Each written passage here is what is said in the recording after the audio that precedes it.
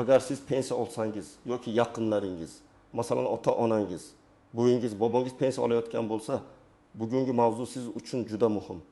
Chunki pensiya miqdori to'g'ri hisoblanganmi? Oshirilgan summa vaqtida qo'shilganmi? Indeksatsiya hisobga olinganmi? Ish staji va daromadlar bazada to'liq ko'rinayaptimi yoki yo'qmi? Bularning hammasi odamning har oy oladigan puliga bevosita ta'sir qiladi. Ba'zan bitta noto'g'ri kiritilgan ma'lumot yoki bazada yo'qolib qolgan ish staji sababli odam yillar davomida kamroq pensiya olishi mumkin. Men bugun sizga pensiya miqdorini onlayn qanday tekshirishni bosqichma-bosqich oddiy tilda tushuntirib beraman. Bu ma'lumot nafaqat hozir pensiya olayotganlar uchun, balki pensiya yoshiga yaqinlashayotganlar, chet elda ishlaganlar, rasmiy ishlagan davrlari borlar. Mehnat daftarchasi uzilish bo'lganlar uchun ham juda kerak. Videoni oxirigacha ko'ring, chunki ayrim nozik joylar bor. Hamma ham ularni bilmaydi, lekin aynan shu joylarda ko'p xatolar chiqadi. Hozir kanalga obuna bo'ling, videoga like bosing, chunki bu kabi amaliy va pulingizga ta'sir qiladigan mavzularni men muntazam tushuntirib boraman. Avvallari pensiya masalasida odamlar asosan tuman yoki shahar pensiya jamg'armasi bo'limiga borishga majbur edi. Kimdir pensiya miqdorini bilmoqchi bo'lsa, ertalabdan navbatga turardi, pasportini olib borardi, ariza yozardi, xodimning bo'shashini kutardi. Agar biror hujjat yetishmasa, yana uyga qaytib, yana kelardi. Ayrim hollarda ish stajini tasdiqlash uchun arxivga borish, eski korxonadan ma'lumotnoma olish, ish haqi haqida ma'lumot izlash kerak bo'lardi. Bu jarayon ayniqsa yoshi katta odamlar uchun juda og'ir edi. Yo'l xarajati, vaqt, sog'liq, navbat tushunmovchiliklar. Hozir vaziyat ancha o'zgargan. Davlat xizmatlari raqamlashtirilgani sababli ko'plab ma'lumotlarni onlayn ko'rish mumkin. Pensiya miqdori tayinlangan to'lovlar, ayrim holatlarda hisoblangan summa. Murojaat holati, pensiya ishiga tegishli ma'lumotlar elektron tizimlarda aks etadi. Buning uchun odatda internet, telefon yoki kompyuter shaxsni tasdiqlovchi ma'lumotlar va OneID orqali kirish imkoniyati kerak bo'ladi. Ya'ni, endi ko'p narsani uyda o'tirib tekshirish mumkin. Lekin bu yerda muhim bir narsa bor. Onlayn tizimdagi ma'lumotlar sizning hujjatlaringiz bazada qanchalik to'g'ri kiritilganiga bog'liq. Agar eski ish joyingiz bo'yicha ma'lumotlar elektron bazaga tushmagan bo'lsa, tizim ham uni o'zidan o'zi topib bera olmaydi. Shu sababli men doim aytaman, onlayn tekshirish faqat qancha pensiya olaman degan savolga javob emas. Bu aslida sizning pensiya huquqlaringizni nazorat qilish vositasi. Siz tizimda ko'ringan ma'lumotlarni real hayotingizdagi ish staji, ish haqi, imtiyozlar, nafaqa turi bilan solishtirasiz. Agar farq bo'lsa, vaqtida murojaat qilasiz. Farq qancha erta aniqlansa, uni tuzatish shuncha oson bo'ladi. Main part nimalarni bilish kerak? Kim xavotir olishi kerak va kim xavotir olmasa ham bo'ladi birinchi navbatda. Pensiya miqdori nimadan shakllanishini tushunib olish kerak. Odamlar ko'pincha falonchi 2 million olarkan, men nega 1 million 600 ming olyapman deb solishtiradi. Lekin pensiya miqdori hamma uchun bir xil bo'lmaydi. U ish staji, rasmiy ish haqi, sug'urta badallari, pensiya turi, qonunda belgilangan qo'shimchalar, ayrim imtiyozli davrlar, nogironlik yoki bo'g'uvchisini yo'qotganlik holatlari kabi omillarga bog'liq. Masalan, birinchi misol. Olki yoshli erkak kishi 35 yil rasmiy ishlagan, ish haqi ham so'nggi yillarda nisbatan yuqori bo'lgan. Uning barcha ish staji elektron bazada bor. Mehnat daftarchasi ma'lumotlari ham to'g'ri kiritilgan.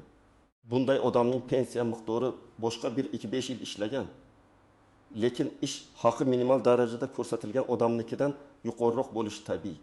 Bu yerda adolatsizlik emas, hisoblash bazasi farqi bor. Ikkinchi misol. Ayol kishi 20 yil maktabda ishlagan, keyin 10 yil uyda farzand tarbiyasi bilan shug'ullangan, undan keyin yana ishga kirgan.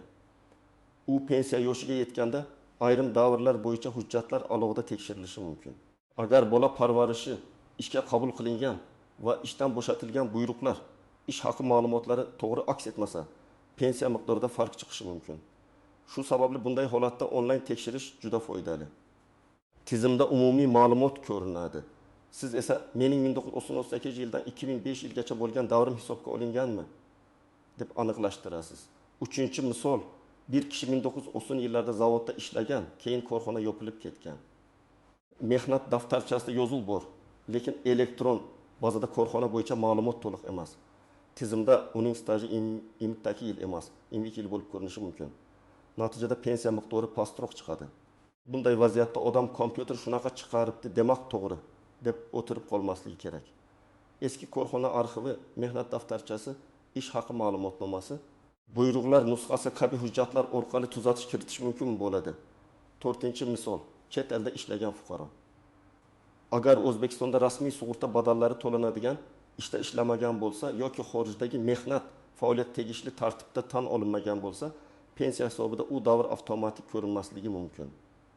Odam 10 yil chet elda mehnat qilgan bo'lishi mumkin. Lekin pensiya tizimi bu davrni faqat qonuniy asos va hujjatlar bo'lsa hisobga oladi. Demak, chet elda ishlaganlar alohida ehtiyot bo'lish kerak. Endi kimlar albatta pensiya ma'lumotlarini onlayn tekshirish kerak? Birinchi navbatda hozir pensiya olayotganlar. Chunki har yil yoki belgilangan muddatlarda pensiya va nafaqalar oshirilganda yangi summa to'g'ri qo'shilganini bilish kerak. Masalan, siz o'tgan oy 1 million 880 ming so'm olgan bo'lsangiz, oshirishdan keyin 1 million 980 ming bo'lishi kerak deb o'ylaysiz, lekin hisobingizga 1 million 900 ming tushdi. Bu farq sababini bilish kerak. Qarzdorlik ushlab qolindimi? Avvalgi ortiqcha to'lov qaytarildimi? Bank komissiyasi bormi? Kartaga kech tushdimi yoki hisoblashda xatolik bormi? Ikkinchi guruh pensiya yoshiga yaqinlashganlar. Erkaklar va ayollar pensiya yoshiga yetishidan oldin o'z ish staji va ma'lumotlarini tekshirsa, keyin yugur kamayadi. Pensiyaga chiqishga 2-3 yil qolganda buni qilish ayniqsa to'g'ri. Chunki eski hujjatlarni topish vaqt oladi. Bugun arxivdan ma'lumotnoma so'rasangiz, u darhol chiqmasligi mumkin. Ba'zi korxonalar tugatilgan, ba'zilari boshqa nomga o'tgan, ba'zilari hujjatlarni arxivga topshirgan. Shuning uchun oldindan tayyorgarlik ko'rgan odam pensiyaga chiqishda kamroq muammo ko'radi. 3-guruh ish joyi ko'p almashganlar. Masalan, bir odam 5 yil davlat tashkilotida, 3 yil xususiy firmada, 2 yil yakka tartibdagi tadbirkor qo'lida, yana 7 yil boshqa korxonada ishlagan bo'lsa, har bir davrning rasmiy aks etgani muhim. Ayniqsa xususiy sektorda ayrim ish beruvchilar xodimni rasmiylashtirmagan yoki ish haqini past ko'rsatgan bo'lishi mumkin, lekin pensiya hisobida katta ta'sir qiladi. 4-guruh nogironlik pensiyasi yoki o'quvchisini yo'qotganlik pensiyasi oladigan oilalar. Bunday to'lovlarda hujjatlar, maqom, tibbiy xulosa, oilaviy tarkib, o'qish haqidagi ma'lumotlar kabi omillar ta'sir qiladi. Masalan, o'quvchisini yo'qotganlik pensiyasini olayotgan talaba o'qishni davom ettirayotganini tasdiqlashi kerak bo'ladigan holatlar uchrashi mumkin.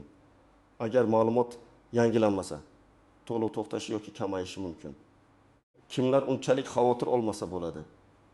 Agar siz yaqinda pensiya chiqqan bo'lsangiz, barcha hujjatlaringiz yangi tartibda kiritilgan bo'lsa, ish stajingiz uzluksiz va rasmiy bo'lsa, to'lovlar muntazam tushayotgan bo'lsa, katta xavotirga o'rin yo'q.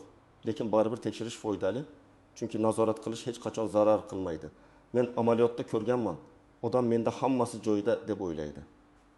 Lekin tizimda familiyadagi bitta harf farqi yoki eski pasport ma'lumotlari yangilanmagani sababli murojaat kechikadi. Endi eng muhim joylardan biri onlayn tizimda ko'ringan ma'lumot har doim ham yakuniy haqiqat degani emas. Bu ma'lumotlar davlat bazalaridan keladi. Agar biror davr bazaga kiritilmagan bo'lsa, tizim uni ko'rsatmasligi mumkin. Shuning uchun onlayn tekshiruvni mening hujjatlarimning elektron oynasi deb tushuning. Oynada nima ko'rinsa, shu bor. Ko'rinmayotgan narsa esa hujjat bilan isbotlansa, keyin kiritilishi mumkin. Birinchi keng tarqalgan xato OnID orqali kirishda telefon raqami boshqa odam nomida bo'lishi. Ko'p yoshi katta odamlar farzandining telefon raqami bilan ro'yxatdan o'tgan bo'ladi. Keyin tasdiqlash kodi keladi. Lekin kod kimning telefoniga kelayotganini tushunmay qolishadi. Men tavsiya qilaman, iloji bo'lsa, pensiya oluvchining o'z nomidagi telefon raqamidan foydalaning. Agar bu imkon bo'lmasa, ishonchli yaqin odam yordam bersin, lekin login va parollarni begona odamlarga bermang. Ikkinchi xato JSHIR, ya'ni shaxsiy identifikatsiya raqami noto'g'ri kiritilishi. Bu raqam pasport yoki ID kartada bo'ladi. Bitta raqam xato bo'lsa ham tizim sizni topmaydi yoki ma'lumot chiqmaydi. Ayniqsa eski pasportdan yangi ID kartaga o'tganda ayrimlar hujjat raqami bilan JSHIRni adashtiradi. Hujjat raqami boshqa, JSHIR boshqa. Onlayn xizmatlarda ko'pincha aynan JSHIR kerak bo'ladi. 3-nozik jihat. Pensiya miqdori bilan bank kartaga tushgan summa har doim bir xil bo'lmasligi mumkin. Masalan, sizga tayinlangan pensiya 2 million so'm bo'lishi mumkin, lekin kartaga 1 million 920 ming tushdi. Sabablari har xil. Avval ortiqcha to'langan summa ushlab qolinayotgan bo'lishi mumkin. Aliment yoki sud qarori bo'yicha ushlov bo'lishi mumkin. Bankdagi texnik kechikish bo'lishi mumkin yoki to'lov oyining bir qismi uchun hisoblangan bo'lishi mumkin. Shuning uchun faqat kartaga qarab xulosa qilmang. Tizimdagi tayinlangan summa va to'lov tafsilotlarini solishtiring. 4-holat. Pensiya oshirilgandan keyingi oyda odamlar darhol yangi summani kutadi.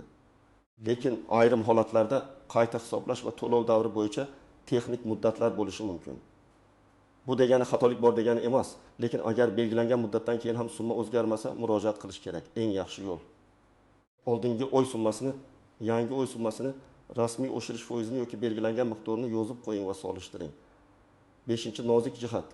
Ish staji bor, lekin ish haqi ma'lumoti yo'q. Pensiya hisobida faqat ishlaganman degan fakt yetarli bo'lmasligi mumkin. Ayrim davrlar uchun ish haqi ma'lumotlari ham kerak bo'ladi. Masalan, odam 2001 yildan 2008 yilgacha firmada ishlagan. Lekin ish haqi to'g'risidagi ma'lumotlar to'liq saqlanmagan. Bu holat pensiya miqdoriga ta'sir qilishi mumkin. Shuning uchun arxiv ma'lumotlari juda muhim. 6-holat. Familiya o'zgargan ayollar. Masalan, turmushga chiqqandan keyin familiya o'zgargan. Lekin eski mehnat daftarchasida qizlik familiyasi qolgan. Onlayn bazada esa yangi familiya. Agar nikoh guvohnomasi yoki familiya o'zgarishini tasdiqlovchi hujjat bo'lmasa, ayrim davrlarni bog'lashda savol tug'ilishi mumkin. Shuning uchun bunday ayollar hujjatlar to'plamini oldindan tayyorlab qo'yishi kerak. 7-holat imtiyozli pensiya. Ayrim kasblar og'ir mehnat sharoitlari maxsus ishlar bo'yicha imtiyozli tartiblar bo'lishi mumkin. Lekin bu imtiyoz avtomatik tarzda men zavodda ishlaganman degan gap bilan berilmaydi. Ish joyi, lavozim, ish sharoiti ro'yxatlarga mosligi hujjatlar bilan tasdiqlanishi kerak. Onlayn tekshiruvda bunday nozik ma'lumotlar har doim ham to'liq ko'rinmasligi mumkin. Shu sababli imtiyozli pensiya masalasida alohida maslahat va hujjat tekshiruvi zarur. 8-xato. Odamlar norasmiy ishlagan davrlarini staj deb o'ylaydi. Agar ish beruvchi sizni rasmiy ishga olmagan bo'lsa, mehnat shartnomasi bo'lmasa, soliq va sug'urta to'lovlari aks etmagan bo'lsa, keyin bu davrni isbotlash qiyin bo'ladi. Odam maxsus yil do'konda sotuvchi bo'lib ishlagan, lekin og'zaki kelishuv asosida. Pensiya vaqtida esa bu haq yil ko'rinmaydi. Shuning uchun bugun ishlayotganlarga ham aytaman. Pensiya faqat keksalik muammosi emas. Bugungi rasmiy ish joyingiz ertangi pensiyangizning asosi. Endi amaliy qismga o'tamiz. Men sizga eng oddiy yo'lni tushuntiraman. 1-qadam. Internetga ulangan telefon yoki kompyuter tayyorlang. Agar o'zingiz foydalana olmasangiz, farzandingiz, nabrangiz yoki ishonchli yaqiningizdan yordam so'rang. Lekin parol, SMS kod, shaxsiy ma'lumotlarni begonalarga bermang. 2-qadam, shaxsni tasdiqlovchi hujjatlarni tayyorlang. Sizga pasport yoki ID karta, shir, telefon raqam kerak bo'ladi. Agar pensiya oluvchi yoshi katta bo'lsa va uning nomida telefon raqami bo'lmasa, avval mobil operator orqali raqamni rasmiylashtirib qo'yish maqsadga muvofiq. Shuningdek, agar elektron raqamli imzo talab qilinadigan xizmatdan foydalanmoqchi bo'lsangiz, eri ham kerak bo'lishi mumkin. Lekin ko'p ma'lumotlarni OneID orqali ko'rish mumkin bo'ladi. Yagona interaktiv davlat xizmatlari portaliga kiring. Odatda bu mybank.uz portali orqali amalga oshiriladi. Brauzerga mybank.uz deb yozasiz. Sayt ochilgach, kirish tugmasini bosasiz va OneID orqali tizimga kirasiz. Agar OneID akkauntingiz bo'lmasa, ro'yxatdan o'tasiz. Ro'yxatdan o'tishda telefon raqam, shaxsiy ma'lumotlar, tasdiqlash kodlari so'raladi. Ma'lumotlarni pasport ID kartadagi kabi aniq kiriting. 4-qadam. Qidiruv bo'limiga pensiya miqdori, pensiya ma'lumotlari, pensiya jamg'armasi kabi so'zlarni yozib qidiring. Portalda xizmat nomlari va joylashuv vaqt o'tishi bilan o'zgarishi mumkin. Shuning uchun qidiruvdan foydalanish eng qulay yo'l. Sizga pensiya va nafaqalar bo'yicha ma'lumot olish, pensiya tayinlashga oid murojaat holatini ko'rish yoki boshqa tegishli xizmatlar chiqishi mumkin. 5-qadam. Kerakli xizmatni tanlab, tizim sizdan so'ragan ma'lumotlarni kiriting. Ayrim holatlarda ma'lumotlar avtomatik chiqadi, chunki siz OneID orqali kirgansiz. Ayrim xizmatlarda JSHR yoki boshqa tasdiqlash ma'lumotlari so'raladi. Agar xizmat natijasida pensiya miqdori, to'lov turi, tayinlangan sana, hududiy bo'lim, to'lov holati ko'rinsa, ularni diqqat bilan yozib oling yoki skrinshot qiling. 6-qadam. Ma'lumotlarni o'zingizdagi real hujjatlar bilan solishtiring. Masalan, Siz 32 yil ishlaganman deb bilasiz, lekin tizimdagi ma'lumotlarda 57 yilga teng davr aks etayotgan bo'lsa, bu savol tug'diradi. Yoki sizga nogironlik pensiyasi tayinlangan, lekin muddati yoki toifasi bo'yicha tushunmovchilik ko'rinsa, buni aniqlashtirish kerak. Yoki pensiya oshirilgan bo'lsa, yangi miqdor eski miqdor bilan solishtiriladi. 7-qadam. Agar xatolik yoki tushunarsiz farq topsangiz, darhol hujjat to'plashni boshlang. Kerak bo'lishi mumkin bo'lgan hujjatlar: pasport yoki ID karta nusxasi, mehnat daftarchasi, ishga qabul qilish va ishdan bo'shatish buyruqlari nusxalari. Ish haqi haqida ma'lumotnoma, arxiv ma'lumotnomasi, nikoh guvohnomasi yoki familiya o'zgarishini tasdiqlovchi hujjat, harbiy xizmat hujjatlari, ta'lim davri bo'yicha hujjatlar, nogironlik yoki tibbiy xulosa bilan bog'liq hujjatlar. Har bir holat individual, lekin asosiy maqsad bitta: tizimda yo'q yoki noto'g'ri ko'ringan davrni hujjat bilan isbotlash. 8-qadam, murojaat qiling. Buni My.Kok.uz orqali elektron murojaat shaklida qilish mumkin. Yoki hududingizdagi pensiya jamg'armasi bo'limiga borib ariza berishingiz mumkin. Arizada aniq yozing: men pensiya miqdorini tekshirdim. Falon davrdagi ish stajim hisobga olinmagan deb hisoblayman. Yoki pensiya oshirilgandan keyin to'lov miqdorida farq bor. Sababini tushuntirib berishingizni so'rayman. Yoki ma'lumotlarimda familiya bo'yicha mos kelmaslik bor. Tuzatish kiritishni so'rayman. Ariza qancha aniq bo'lsa, javob olish shuncha oson bo'ladi. 9-qadam, murojaat raqamini saqlab qo'ying. Bu juda muhim. Ko'p odam ariza beradi, keyin qachon berganini, kim qabul qilganini, raqami nima ekanini unutadi. Elektron murojaatda raqam bo'ladi. Qog'oz arizada esa qabul qilinganligi haqida belgi yoki nusxa olish kerak. Keyin shu raqam orqali murojaat holatini tekshirasiz. 10-qadam, javobni kuting va javobni diqqat bilan o'qing. Agar javobda hujjat yetarli emas deyilsa, aynan qaysi hujjat yetishmayotganini aniqlang. Agar ma'lumot tasdiqlanmadi deyilsa, qaysi organ yoki arxivdan ma'lumot olish kerakligini so'rang. Agar siz javobdan norozi bo'lsangiz, yuqori turuvchi tashkilotga yoki belgilangan tartibda boshqa idoralarga murojaat qilish huquqingiz bor. Yana bir amaliy maslahat: har oy pensiya tushgan sanani va summani yozib boring. Buni oddiy daftar yoki telefon eslatmasida qilishingiz mumkin. Masalan, yanvar 1.100.000, fevral 1.100.000, mart 1.100.000, aprel 1.100.000. Shunda biror oyda 1.600.000 tushsa, darhol farqni ko'rasiz. Agar siz faqat xotiraga tayanadigan bo'lsangiz, o'tgan oy qancha tushgandi degan savolga aniq javob berish qiyin bo'ladi. Yoshi katta ota-onangiz bo'lsa, ularning pensiya ma'lumotlarini tekshirishda yordam bering. Lekin buni hurmat bilan qiling. Ularning roziligisiz shaxsiy kabinetiga kirmang, kartasini nazorat qilmang.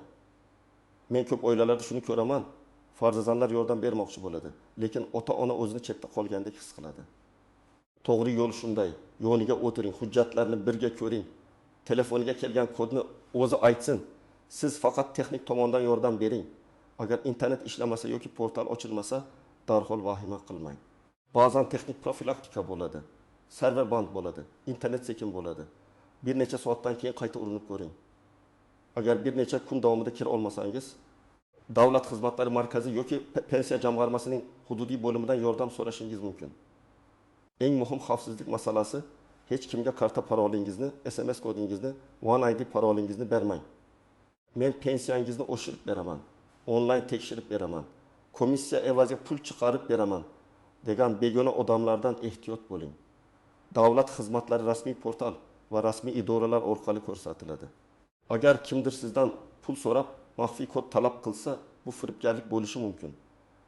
Demak, pensiya miqdorini onlayn tekshirish bugun har bir fuqaro uchun zarur ko'nikmaga aylanmoqda. Buning uchun My.Kok.uz portaliga kirish, OneID orqali shaxsni tasdiqlash, pensiya xizmatini topish, ma'lumotlarni ko'rish va ularni o'z hujjatlaringiz bilan solishtirish kerak. Agar farq topsangiz, hujjat to'plang, aniq ariza yozing va murojaat raqamini saqlab qo'ying.